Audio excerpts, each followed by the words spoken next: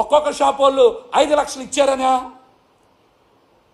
24 షాపులకి 5 లక్షలు చొప్పున 1,20,00,000 ఆయనకి సమర్పించబట్టే కదా ఇంత గుడ్డిగా మీరు సిఫార్సు చేశారు. ఇంత గుడ్డిగా సిఫార్సు చేశారు. ఇందాక చెప్పే కదా పార్కింగ్ కాంట్రాక్ట్లో ఒక 3,06,00,000, మరి ఇందులో ఒక 1,20,00,000. ఈ 3 నెలల్లో ఈ 420 గాళ్ళు కొట్టేసింది అక్షరాల 4,20,00,000. ఈ 3 నెలల్లో ఈ టీడీపీ కూటమి 420 గాళ్ళు కొట్టేసింది అక్షరాల 4,20,00,000. 20,00,000.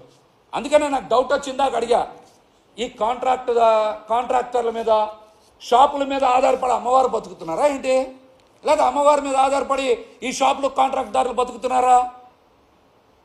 మీరు రాసింది చూస్తే నాకు డౌట్ వచ్చింది, అందుకనే ఆ మాట మాట్లాడా. ఇంకొక ప్రధానమైన అంశం, దేవాదాయ శాఖ మంత్రి ఆనం రామనారాయణ రెడ్డి గారు పెద్ద మనిషి, మంచి వ్యక్తి అని అనుకుంటున్నా నేను. మరి మీరు కూడా ఘాట్ రోడ్లో కొండచర్యలో విరిగిపడినటువంటి ప్రాంతంలో నామినేషన్ పద్ధతిన 1,35,00,000కి పనిచ్చారంట. అతను మీ బంధువు చుట్టాలు ఎవరు అవుతారంటున్నారు, నాకు దాని మీద పూర్తిగా సమాచారం లేదు. మరి 1,35,00,000 రూపాయలకి మీరు పనులు ఇస్తే టెండర్ పిలవాలా వద్దా? నామినేషన్ పద్ధతిన అంత పెద్ద అమౌంట్కి కాంట్రాక్ట్ ఎలా ఇస్తారు?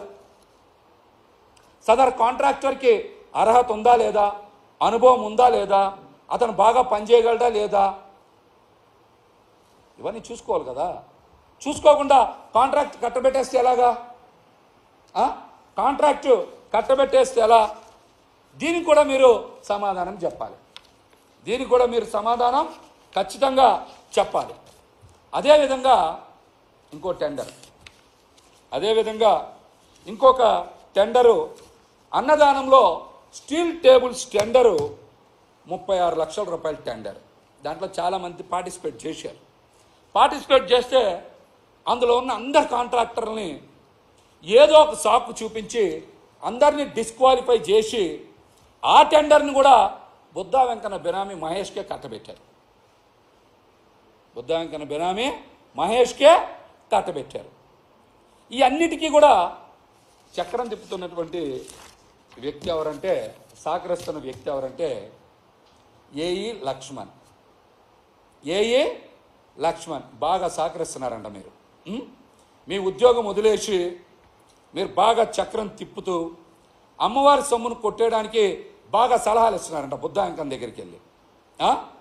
మీ పని మీరు చేయాలి, బాగా చేసుకోవాలి. దుర్గగుడిలో కదా మీకు ఉద్యోగం ఉంది, మీరు అక్కడ పని చేసుకోవాలి. అంతేగాని అమ్మవారి సొమ్ము కొట్టేయడానికి బాగా సలహాలు ఇచ్చి చక్రం తిప్పడానికి ఈయనకి పర్సంటేజ్ ఇస్తే చాలంట, ఏ పనన్నా అయిపోద్దంట. పర్సంటేజ్ ఇస్తే ఏ పనన్నా అయిపోద్దంట. ఏఈ లక్ష్మణ్ అతని పేరు. చూద్దాం, ఇది కూడా ఒకసారి బాగా ఆలోచించాల్సిన విషయం. చూద్దాం. ముఖ్యంగా మేమైతే ఈ ప్రభుత్వాన్ని డిమాండ్ చేస్తూ ఉన్నాం. మీరు వెంటనే ఏసీబీ అధికారుల చేత, విజిలెన్స్ అధికారుల చేత నేను చెప్పిన అంశాల మీద మీరు దర్యాప్తు చేయించాలి, క్రిమినల్ కేసు నమోదు చేయించాలి. క్రిమినల్ కేసు నమోదు చేయించాలి. ఇది స్కామే. దీని మీద నేను బహిరంగ సవాల్ ఇసురుతా ఉన్నా. ఎక్కడైనా చర్చకే సిద్ధమే. మీరు ఏ ఛానల్ అని పిలవండి, నేను వస్తా. TV5 ఏబి అన్నా, ఈటీవీనా, ఏ ఛానల్ అయినా సరే మీరు పిలవండి. డిబేట్కి నేను వస్తా, ఆధారాలన్నిటితో పాటు డిబేట్కి వస్తా. రాష్ట్ర ప్రభుత్వం కూడా ఖచ్చితంగా క్రిమినల్ కేసు నమోదు చేయాలి. నమోదు చేయడంతో పాటు ఏసీబీ, విజిలెన్స్ అధికారులతో దర్యాప్తు చేయించి తీరాలి. చెయ్యకపోతే ఖచ్చితంగా నేను పార్టీలో సంప్రదించిన తర్వాత కార్యాచరణ ప్రకటిస్తాం.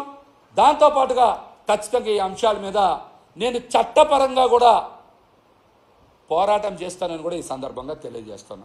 ఖచ్చితంగా చట్టపరంగా కూడా పోరాటం చేస్తానని కూడా తెలియజేస్తూ ఉన్నా. అలాగనే ఇంకొక ముఖ్యమైన విషయం కూడా మాట్లాడాలి, కానీ దానికి కొద్దిగా మెటర్ రావాల్సి ఉంది. ఇంజనీరింగ్ విభాగంలో బాగా అధికారులకి ఈ మధ్య కామపిచ్చి పట్టిందంట. మీ సంగతి కూడా చెప్తాం కొద్దిగా పట్టిందంట. కొద్దిగా ఎవిడెన్స్ కలెక్ట్ కావాలి, వెయిట్ చేస్తున్నాం. ఇంజనీరింగ్ విభాగంలో కూడా అమ్మవారి ఆలయంలో బాగా పాతుకుపోయి మీ ఇష్టానుసారం ఏ పనులు పడితే ఆ పనులు చేస్తూ ఉన్నారంట. అమ్మవారి ఆలయ ప్రతిష్టని దిగజార్చే పనులు బాగా చేస్తూ ఉన్నారంట. అవన్నీ కూడా కొద్దిగా ఎవిడెన్స్ కలెక్ట్ కావాల్సింది. రాగానే అవి కూడా చెప్తా. నేను మళ్ళీ చెప్తా ఉన్నా, వీటి మీద కనుక చంద్రబాబు నాయుడు గారు ఖచ్చితంగా స్పందించి ఏసీబీ విజిలెన్స్ దర్యాప్తులు చేసి తీరాలి. ఏసీబీ విజిలెన్స్ దర్యాప్తు చేసి తీరాలి. అదేవిధంగా పవన్ కళ్యాణ్ గారు కూడా స్పందించాలి. నేనేమి వేరేగా చెప్పట్లా. ఆయన కూడా రాష్ట్రానికి ఉప ముఖ్యమంత్రి. మొన్నే అమ్మవారి ఆలయంలో వారాహి నవరాత్రులు చేయాలని కూడా మరి సూచించారు. అమ్మవారి ఆలయంలో డబ్బులు కొట్టేస్తున్నప్పుడు మీరు స్పందించాలి కదా, యాక్షన్ తీసుకోమని చెప్పాలి కదా. అవినీతి ఏ స్థాయిలో జరిగినా సరే సహించనని చెప్పి మీరు ఒక సమావేశంలో మాట్లాడారు కదా అధికారంలోకి వచ్చిన తర్వాత. దీని మీద కూడా మీరు స్పందించి తీరాలని నేనైతే కోరుతా ఉన్నా.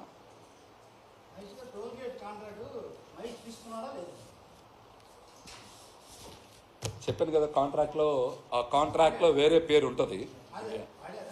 పాడారు, చెప్పాను కదా, 1,59,00,000 పాడారు. పాతది కాదు, 2023లో 2 కదా కాంట్రాక్ట్ ఇచ్చేది కాదు. నేను ఇస్తాను మీకు పేపరు. నేను 2 ఏళ్ళకి ఇచ్చారు, 2 ఏళ్ళకి ఇచ్చారు ఏంటి. కాంట్రాక్ట్ ఇచ్చింది 2 years పీరియడ్కి. 2023 మేలో ఇచ్చారు. కాంట్రాక్ట్ హ్యాండ్ ఓవర్ చేశారు అతనికి. 2 years అంటే 2025 మే చివరి వరకు ఉంది, అంటే జూన్ వరకు ఉంది. మొదటి సంవత్సరం అయిన తర్వాత 2వ ఏడాది కూడా మళ్ళీ ఏం చేయాలి, 2,04,00,000 కట్టాలి. అతను ఎందుకు కట్టడు?